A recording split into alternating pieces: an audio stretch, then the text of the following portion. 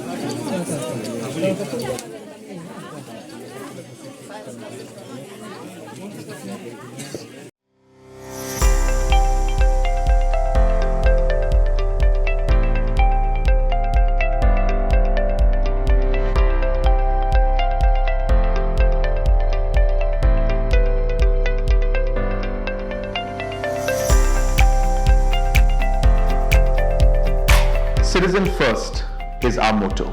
We believe that our citizens need to be connected with government for faster and efficient service delivery.